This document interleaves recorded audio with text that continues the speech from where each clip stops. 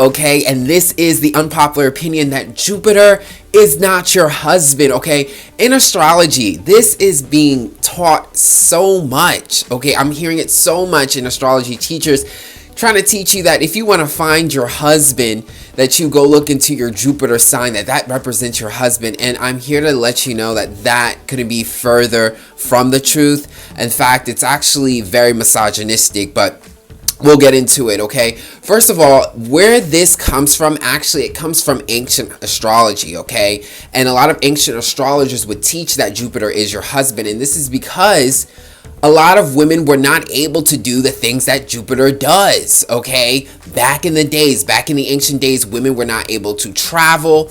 Women were not able to have their freedom. Women were not able to educate themselves. Women were not allowed to be pastors, preachers.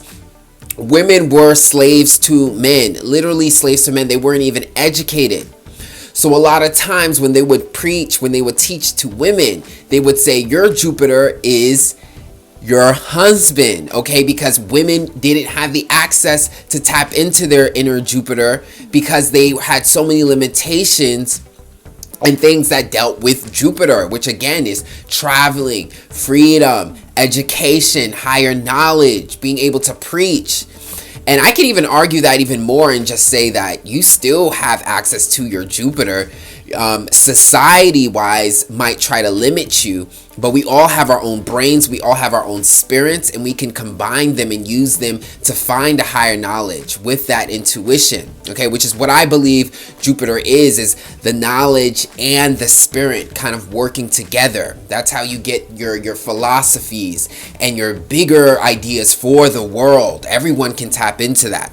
But of course, because of the limitations back in the day when it came to women, women were limited in these areas. So I guess it does make sense for them to have told them, hey, if you wanted to look for your Jupiter, look it in, this would represent your husband, because the husbands, men were allowed to educate themselves, men were allowed to travel, men had a lot more freedom.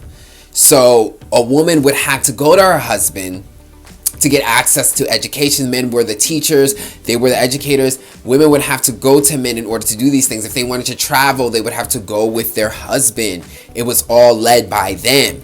So it made sense back in the day, but we are not back in the day.